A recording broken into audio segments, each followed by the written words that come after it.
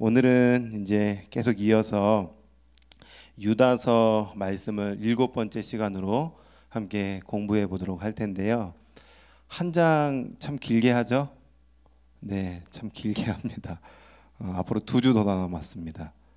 2주 더 남았는데 뭐 길지만 그래도 구절에 있는 단어들을 한번 고민해 보시고 또 구절들도 한번 고민해 보시면서 한번 쭉 9주 동안 공부를 마치고 나면 유다서가 이런 하나님의 귀한 말씀을 우리에게 전해주고 있구나라는 것을 알게 될 거예요. 그리고 또 혹 시간 되시면 복습하시면서 제가 설명드렸던 그 구절들을 내 말로 한번 다시 한번 이렇게 풀어내시면서 이런 의미지 이런 의미지 하면은 보다 하나님 말씀이 좀 깊어지지 않을까 이런 생각을 좀 하게 됩니다. 아담이 범죄한 이후에 창세기 4장에 보면 가인과 아벨이 등장하고 가인이 아벨을 죽여요, 동생을. 그리고 하나님께서 그 4장 말미에 다시 아담과 하와를 통해서 셋이라는 자녀를 주세요. 그리고 신기하게도 셋 이후에 족보가 쭉 펼쳐집니다. 그냥 흐름상으로 그냥 족보가 나왔구나라고 보는 것보다도 이 전체적인 맥락에서 보면 가인은 결국에 하나님을 진정으로 예배하지 않는 자라고 볼 수 있고, 아벨은 예배자인데 예배자가 사라졌으니 하나님은 셋을 통하여 여호와의 이름을 부르고 또 예배 공동체를 쭉 이어가는 것을 보게 돼요. 그러면 결국에 아담의 범죄 이후에 예배하는 자들과 예배하지 않는 자들로 세상은 구별이 됩니다. 하나님은 하나님의 눈으로 인간을 딱 볼 때에 저 사람이 예배자인가 예배자가 아닌가 이걸 보고 계세요. 그래서 얼만큼 세상에서 잘했는가 뭐 실력이 있었는가 이건 주님 앞에 큰 의미가 없습니다. 오늘도 하나님께서 주신 은혜로 예배하냐 예배하지 않냐.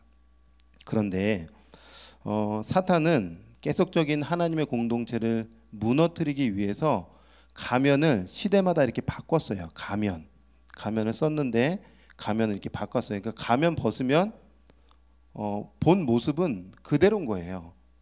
본 모습은 그대로인데 시대마다 가면 살짝 바꿔 쓰고 또 바꿔 쓰고 이렇게 바꿔 쓰는 거예요. 무슨 얘기냐면 사탄은 하나님의 공동체를 아마 동일한 좀 특징을 가지고 공격을 하는데, 우리가 유다서에서도 공부했듯이 이게 처음부터 지금까지, 즉 뭐 에녹 때도 나오고 그 다음에 출애굽 여정 속에서도 나오고 지금 유다서에서도 나오고 교회 공동체를 무너뜨리는 세력들이 있는데 그들의 특징이 불신앙적이다. 불신앙적이다. 그 다음에 진리, 즉 있어야 될 자리를 잊지 않고 이탈한 사람들이다.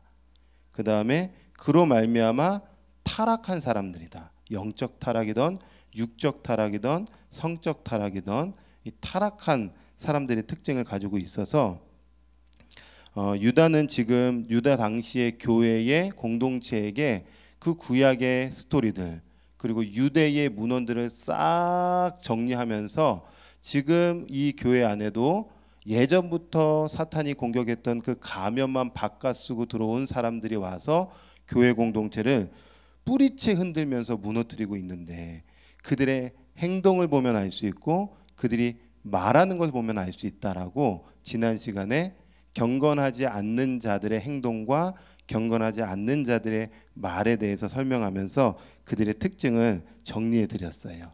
그래서 오늘 복습의 1번과 2번을 보시면 1번에 아담의 7대손 에녹은 공동체 안에 몰래 들어온 사람들이 어떠한 말과 행동을 하는지에 대해서 기록을 해놨죠.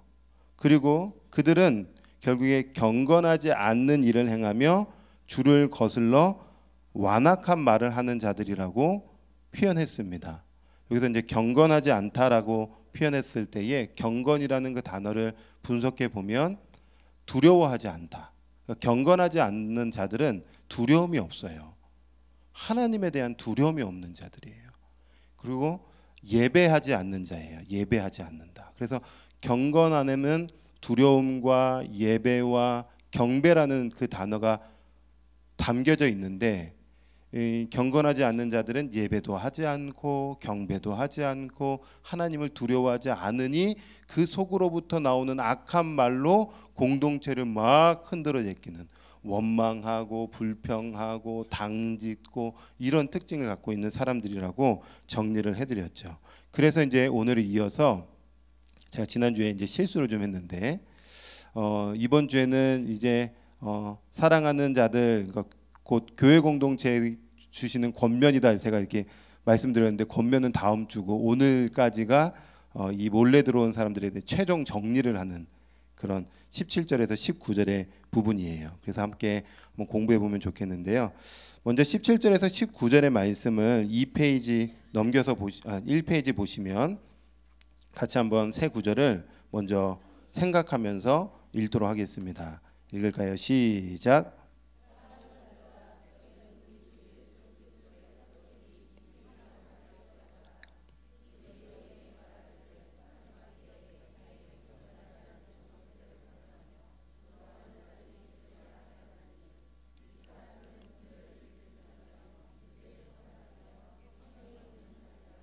아멘.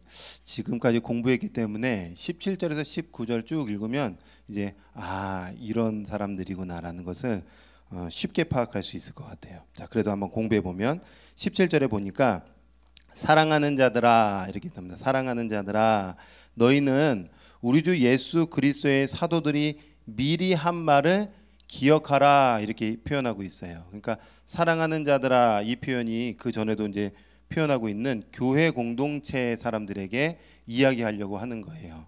교회 공동체 하는 사람들. 그래서 저자는 대적자에 대해서 5절에서 16절까지 계속 그들은 어떤 사람들이고 어떤 특징을 가지고 있고 그들의 결말은 어떻게 될 것이고 막 이야기하면서 이제 17절에 최종적으로 정리하기 위해서 다시 그들의 주목시키면서 사랑하는 자들아, 교회 공동체 식구들아 이렇게 이제 부르고 있는 거죠. 왜 부르고 있을까 얘기해 보면, 정리해 보면은 지금 대적자, 즉 교회 공동체를 공격하는 사람들이 교회 안에서 이러한 특징으로 공격하려고 하는데 최종적으로 내가 좀 정리를 다시 한번 해줄게 하면서 부르고 있어요. 그러니까 이제 17절에서 19절만 딱 봐도 교회를 무너뜨리는 세력들이 이런 사람들이구나라는 것을 알게 되죠. 자, 두 번째 동그라미 보시면 우리 주 예수 그리스도의 사도들이 미리 한 말을 기억하라 이야기합니다. 그래서 5절에서 16절의 구약과 유대 문헌에 대해서 쭉 정리해 줬는데, 이러한 얘기들은 너희들이 모르는 것이 아니지 하면서 이미 우리 주 예수 그리스도의 사도들로 말미암아 우리 안에 이미 다 들려진 메시지라고 다시 한번 전달해 주고 있는 거예요. 이게 이제 뭐 큰 의미를 담지는 않지만 유다서에서 보면 이 사도들이라고 표현했는데 그 앞에 타이틀에 우리 주 예수 그리스도의 사도들이라고 표현되어 있어요. 근데 성경에 보면 사도들 이렇게 표현이 많이 있거든요. 근데 유다서만 이렇게 표현을 하고 있어요. 무슨 얘기냐면 바울 서신이나 베드로 전후서에 보면 예수 그리스도 예수의 사도 이렇게 표현되거나 예수 그리스도의 사도 이렇게 표현되어 있어요. 앞에 우리 주는 없어요. 그리고 자신이 아닌 다른 사람들을 지칭할 때도 그냥 간단하게 사도들 이렇게 표현하고 있어요. 그런데 유다는 아무래도 이제 그동안 하나님의 말씀을 전해줬던 그 사람들을 기억하면서 그들을 존경하는 마음으로 우리 주인이신 예수 그리스도의 사도들, 그분이 세워주신 보냄받은 그 사도들 하면서 아마 이렇게 존칭을 표하고 있다라고 보여집니다. 이건 큰 의미는 없어요. 근데 학자들은 그렇게 이야기를 하고 있습니다. 자, 미리 한 말이에요. 미리 한 말. 여기서 이제 재밌어요. 이 단어가 이렇게 되어 있어요. 미리는 미리 말하다, 예언하다라는 뜻을 가지고 있고, 한 말의 이 말은 표현하다라는 뜻을 가지고 있어요. 그러니까 미리 예언하며 표현했다라고 표현하는 것, 얘기하고 있는 거죠. 그 사도들은 이미 미리 예언하면서 표현하는 그 메시지들이 우리 공동체 안에 이미 주어졌다는 거예요. 그거를 어떻게 하냐? 기억하라는 거예요. 기억하라. 이 말은 이미 4절에서도 이미 다 언급했던 내용입니다. 4절에 뭐라고 언급했냐면 이렇게 말씀하고 있어요. 4절에 옛적부터 이 판결을 받기로 미리 기록된 자, 그 4절의 말씀을 다시 끄지고 와서 정리해 주면서 미리 한 말, 그들에 대해서 이야기하죠. 어떻게 해야 되는가? 그 미리 예고된 말씀을 기억하라고 얘기하고 있습니다. 기억한다는 것은 뭐냐면 생각하라는 거예요. 회상하라는 거예요. 그리고 마음에 새기라는 뜻을 가지고 있습니다. 그러니까 늘 우리 신앙생활 하면서 하나님께서 주신 이 말씀, 그러니까 당시에는 사도들을 통해서 주신 말씀이고 오늘날에는 이제 완벽하게 우리에게 주어진 이 성경의 말씀을 계속 읽고 묵상하면서 기억하는 게 중요해요. 자, 근데 저는 이 기억하라는 단어를 생각하면서 누가 기억할 수 있는가 이걸 한번 질문해 봤습니다. 누가 기억하라고 하는데 기억할 거리가 없으면 기억조차 할 수가 없죠. 내용이 있어야 기억을 할 수 있지 않겠습니까? 하나님이 얘들아 기억해라, 얘들아 생각해라, 얘들아 마음에 새겨라. 근데 없어. 기억할 것이 뭔지를 모르겠어. 뭔 생각을 해야 될지 모르겠고 뭘 마음에 새겨야 될지 모르면 이 말씀은 크게 의미가 없어요. 이게 무슨 얘기냐? 하나님의 말씀을 아는 자가 기억할 수 있고 하나님의 말씀을 배우는 자가 생각할 수 있고 하나님의 말씀을 가까이 하는 자가 그 말씀을 마음에 새길 수 있는 거지. 말씀과 동떨어져서 신앙생활하는 사람들은 기억해라. 뭘 기억해야 되지? 생각해라. 뭘 생각해야 되지? 자기의 경험과 자기의 것을 가지고 생각하고 막 이야기하는데 그러면 큰일 나는 것이고 늘 하나님의 말씀을 가까이 함으로 그 말씀을 생각하고 기억하며 마음을 새기는 것이 중요하다라는 것입니다. 그래서 여러분 여기서 기억하라고 할 때에 그냥 기억하라는 게 아니라 말씀을 알아야 되는구나.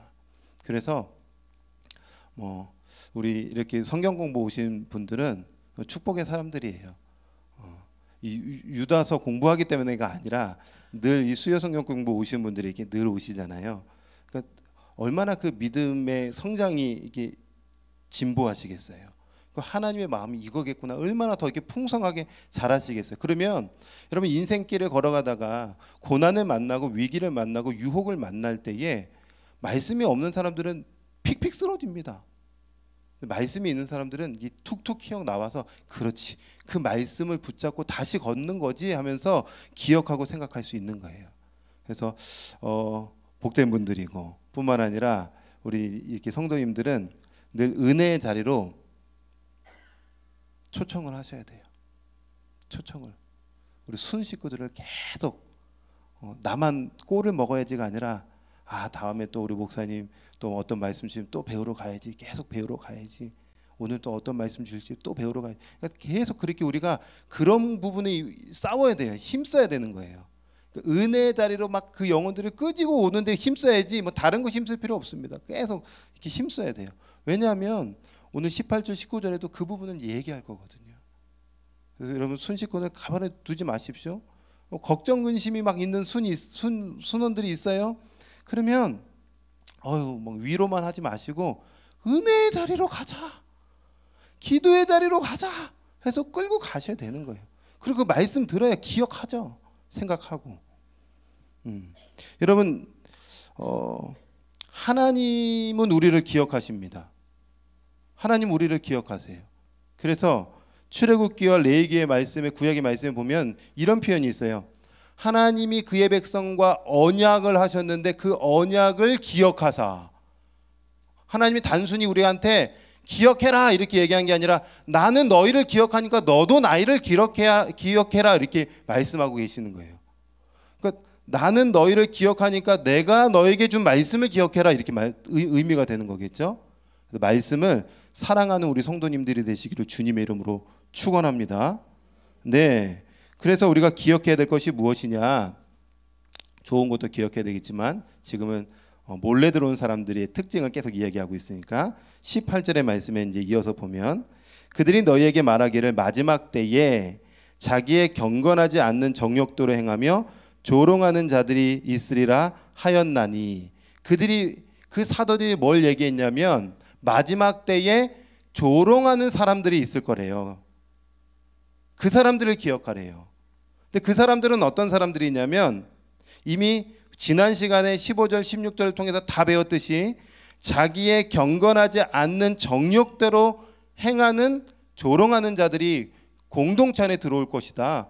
기억하고 그들을 경계해야 된다라고 이미 말씀해 주고 있는 거예요. 그거 기억하면서 우리 교회를 세워갈 때에 두 눈을 크게 뜨고 영적인 눈은 크게 뜨고 진리의 눈은 크게 뜨고 어떻게 하면 저기 10,000명 모이는 교회에 그 탁월한 프로그램을 우리가 잘 가지고 와서 도입할까? 이거 다 부질없고요. 이거 다 의미 없습니다. 어떻게 하면 진리를 우리는 붙잡고 진리를 회방하는 자들을 경계하면서 교회 공동체를 어떻게 건강하게 세워갈까? 요거를 기억하면서 걸어가라는 거예요. 자, 그런데 이제 이어서 보면 18절에 1번에 동그라미 1번에 이렇게 표현하고 있어요. 그들이 너희에게 즉 사도들이 교회 공동체 식구들에게 말하기를 마지막 때에입니다. 마지막 때에 말세에 교회 공동체를 무너뜨리는 사람들이 나타나요. 자, 그러면 이제 질문을 해보시죠. 여기에서 마지막 때는 어느 때일까요?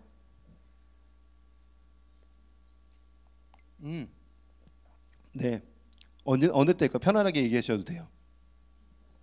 주님이 오실 때. 그러면 지금은 마지막 때인가요? 이게 이제 막 대답하고 막 혹시라도 틀리면은 좀 마음이 이제 어려워질 수 있으니까 제가 다 대답해 드릴게요. 속으로만 대답하세요. 대답하신 건 늘 좋지만 여러분 마지막 때는 말세고 오늘 제가 여기 원어를 풀었을 때는 최후의 종말 이런 거예요. 최후의 그다음에 때는 시간입니다. 시간. 그런 시간 속의 시간. 그러니까 최후의 시간대에 종말의 시대에 이렇게 표현될 수 있어요. 근데 제가 이제 공부를 하면서 재미난 건 뭐냐면 우리가 마지막 때에 하면은 쉽게 이렇게 생각합니다. 예수님이 오시기 전에. 그럼 예수님이 오늘 오실지 내일 오실지 우리는 알 수 없으니 만약에 오늘 밤에 오신다면 지금이 마지막 때 맞습니까? 그렇죠. 때죠. 마지막 때 맞습니다. 그러면은 지금 유다가 기록하고 있는 이 시대의 때의 마지막 때라고 얘기하면서 권면하고 있으니 유다가 살고 있는 지금 2000년 전에는 그때는 마지막 때입니까? 그때도 마지막 때인가요? 그때도 마지막 때다. 마지막 때가 참 길죠. 너무 길어요. 우리 주님 빨리 오셨으면 좋겠는데. 자, 그런데 재미난 거는 구약 시대에도 마지막 때라는 표현이 있을까요? 구약 때에도 마지막 때라는 마지막 날이라는 표현이 많이 있어요. 그 중에 대표적으로 보시면 제가 여기 기록을 안 갖고 왔군요. 죄송하지만 성경을 한번 찾아보도록 하겠습니다. 다니엘서 10장 14절을 한번 보실까요? 다니엘서 10장 14절. 네, 거기 체크하셔도 좋고요. 다니엘은 구약이죠. 거의 예수님이 오시기 전 한 500년 전 시대 때의 사람입니다. 그 다니엘이 하나님으로부터 환상을 보고 막 하나님 안에서 이제 미래의 예언, 그러니까 미래의 일들을 받는 그런 장면들이에요. 10장 14절 한번 같이 한번 읽어볼까요? 시작.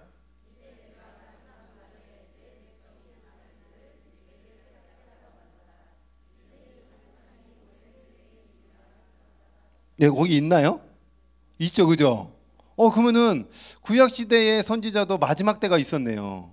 그러면 그때의 구약 선지자들이 말하는 그 마지막 때는 예수님의 재림일까요? 이런 좀 고민을 해보면 목사님 뭐 이렇게 복잡하게 얘기합니까? 빨리 대답해 주지 마 이렇게 얘기할 수 있지만 고민해 보셔야 깊어지기 때문에 제가 말씀드린 거예요. 자, 이런 거예요. 잘 보세요. 저는 이제 보시면 됩니다. 자, 다니엘서에만 봐도요. 다니엘이 하나님께서 그에게 오셔서 앞에 이제 일어날 일들에 대해서 막 보여줘요. 마지막 때에, 마지막 날에 이렇게 얘기하면서 이 마지막 날에 있을 일들은 오랜 후에 있을 거야 이렇게 표현하고 있죠. 근데 그 일들이 어떻게 표현되어 있냐면 11장에 표현되어 있어요. 11장에 보면은 이런 얘기예요. 지금 다니엘이, 이거 조금 복잡하지만 그림을 그리세요. 다니엘이 남유다가 멸망하면서 포로로 잡혀갔습니다. 바벨론에. 그리고 바벨론의 70년 만에 신바벨론이 무너지고 메데 바사, 즉 페르시아가 정복하여서 페르시아가 막 또 그 지역을 이렇게 정복하면서 다스립니다. 그런데 그 막 세력이 컸던 페르시아도, 그 왕성했던 페르시아도, 엄청났던 페르시아도 200년 만에 저기 알렉산더라는 그 왕자가 삽시간에 10년 만에 헬라라는 그 제국을 만들어 가지고 그 메데 바사, 즉 페르시아를 박살냅니다. 그리고 그 박살낸 이후에 헬라가 막 지금 막 미국처럼 중국처럼 큰 제국을 이끌고 막 가는데 알렉산더가 10년 만에 죽으니까 그의 장군들, 즉 그 함께했던 7명의 장군들이 나라를 7덩이로 나눠요. 근데 그 중에 대표적으로 큰 땅덩이를 갖고 있는 사람이 2사람입니다. 프톨레미오스, 셀류쿠스. 몰라도 돼요.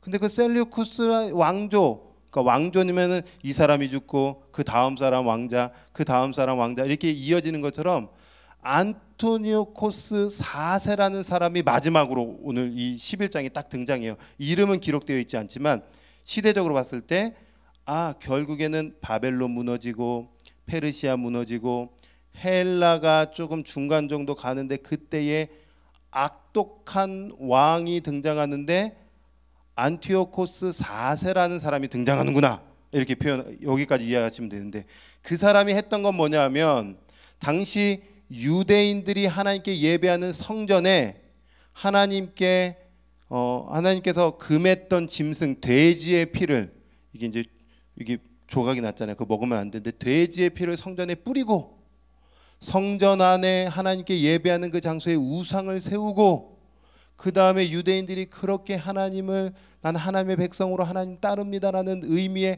할례를 못하게 하고 율법을 지키지 못하게 하고, 왜 그랬냐?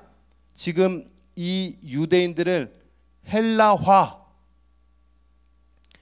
우상화 시키려고 강력하게 그들을 핍박하고 강력하게 그들을 억압하고 정치, 경제, 사회, 문화, 교육 온 모든 방면을 다 통틀어서 헬라화 시키려고 했던 악독한 왕이 등장할 거야 라고 11장에 기록하고 있어요.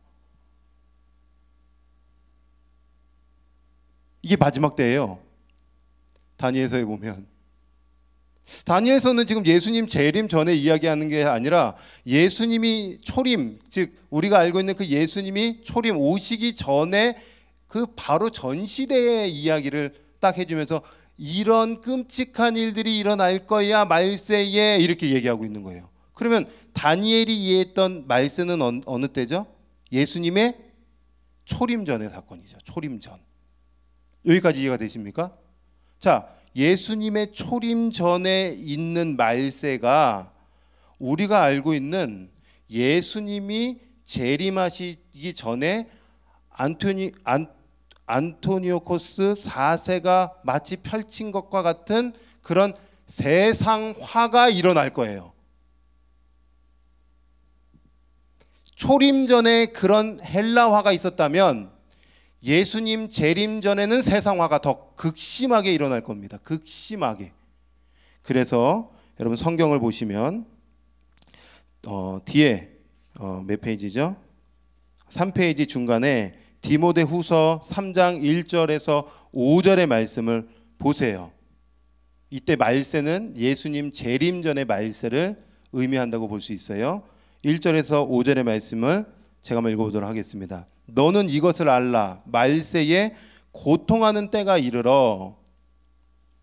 세상화예요. 세상화. 사람들이 세상화에 빠지면 안 돼요. 우리 성도님들이 이렇게 되면 안 됩니다. 사람들이 자기를 사랑하며, 자기중심적이죠. 돈을 사랑하며, 만몬이죠. 자랑하며, 교만하며, 비방하며, 부모를 거역하며, 감사하지 아니하며, 거룩하지 아니하며, 무정하며, 원통함을 풀지 아니하며, 모함하며, 절제하지 아니하며, 싸나우며, 선한 것을 좋아하지 아니하며, 배신하며, 조급하며, 자만하며, 쾌락을 사랑하기를 하나님 사랑하는 것보다 더하며, 경건의 모양은 있으나 경건의 능력은 부인하니 이 같은 자들에게서 내가 돌아서라.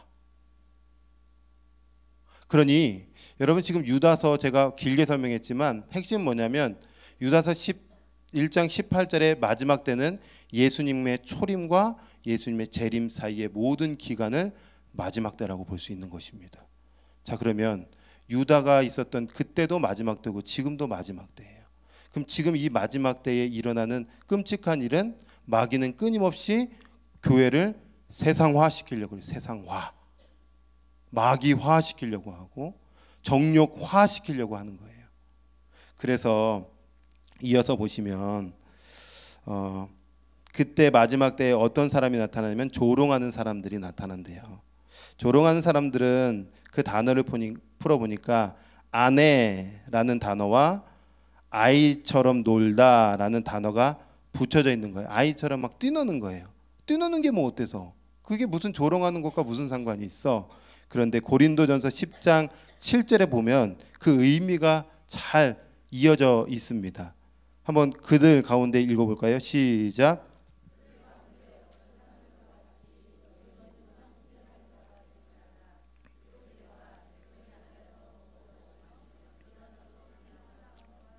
네, 우상숭배라는 것과 지금 이 뛰논다는 것과 연결되어 있다는 것을 알 수 있죠. 그러니까 막 노는 거예요. 막 뛰는 거, 우상 세상화되어서 노는 거예요. 근데 이 표현은 어떤 표현이냐면, 하나님 뛰어놀고 우상과 막 이렇게 막 친밀하게 지내는 이런 표현 속에서 결국에 그들의 중심 가운데는 우상과 친밀하니까, 세상과 친밀하니까 하나님과 그의 말씀을 깔보는 행위가 조롱하는 거랑 똑같은 의미예요.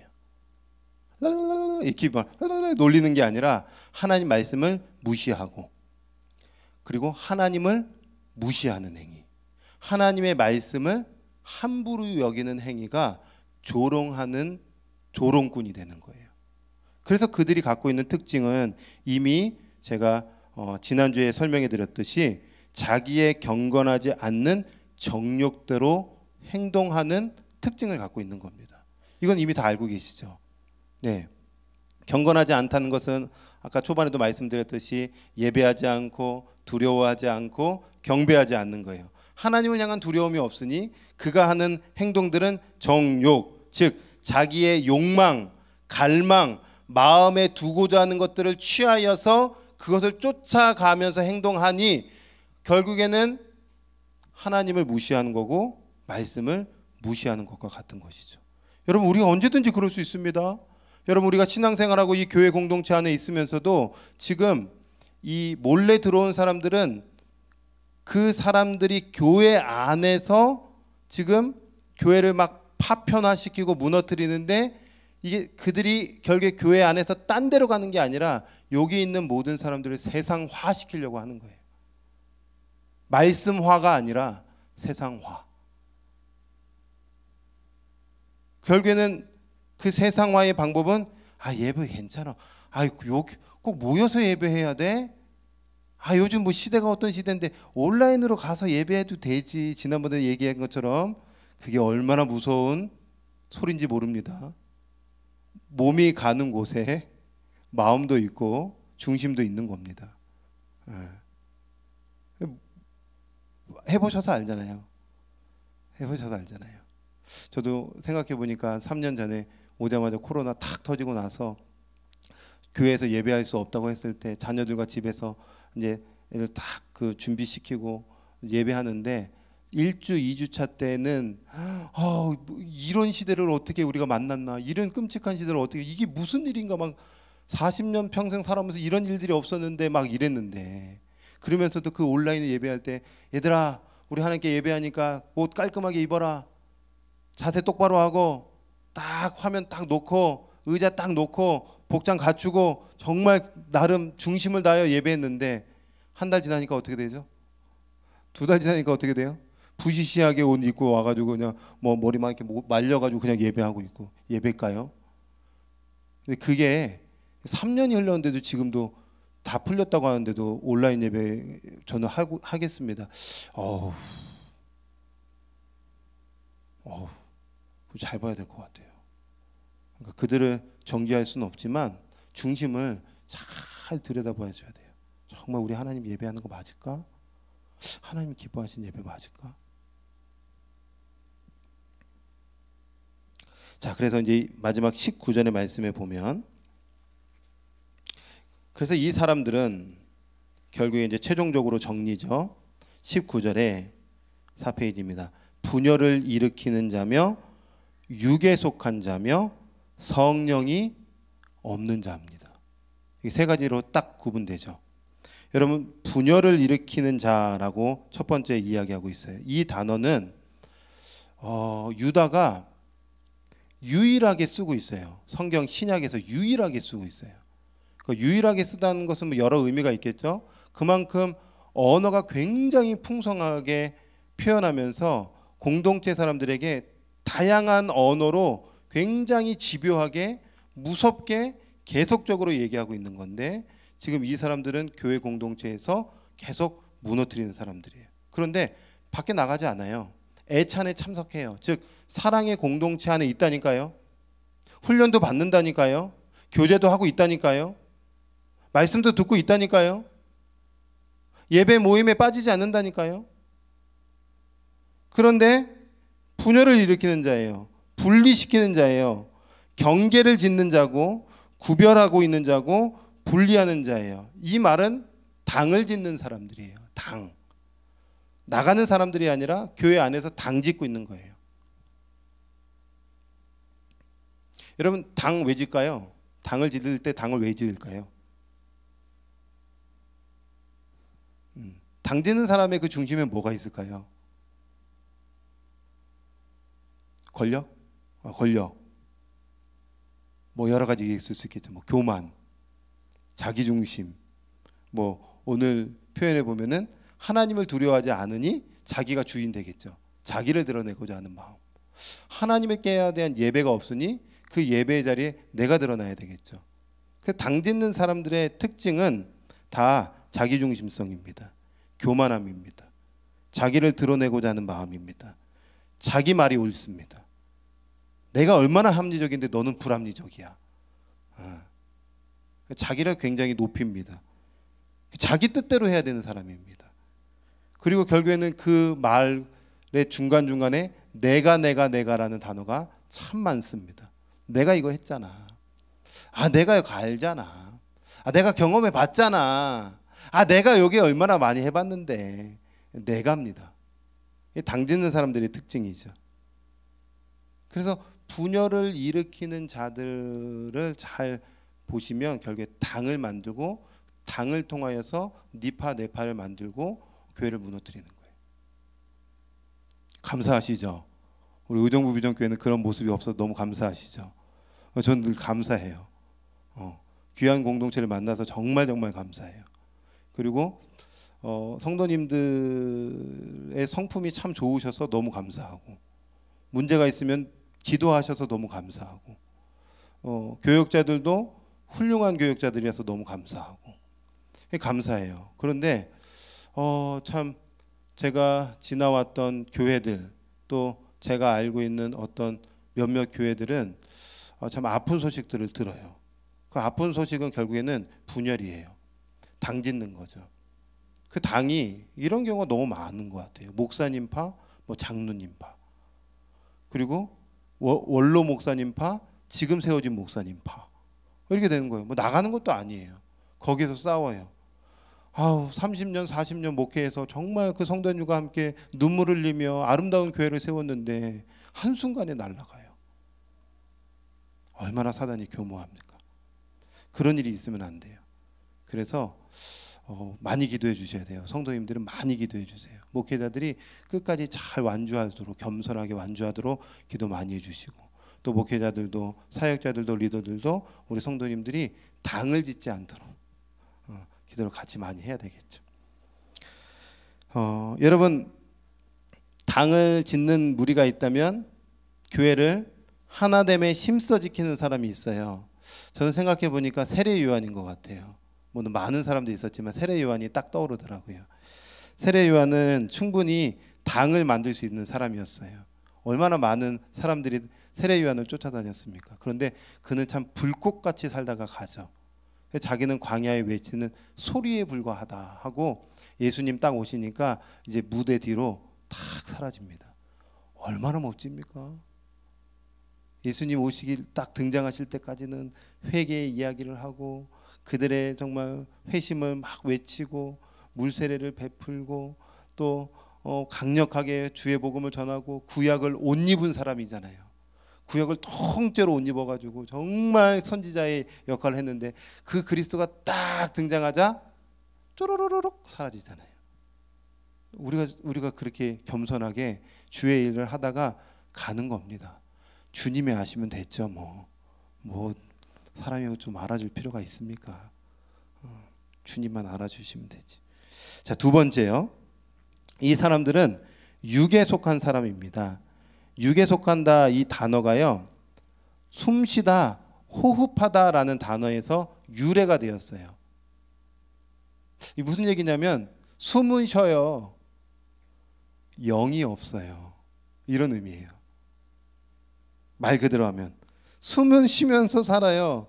영적이지 않아요.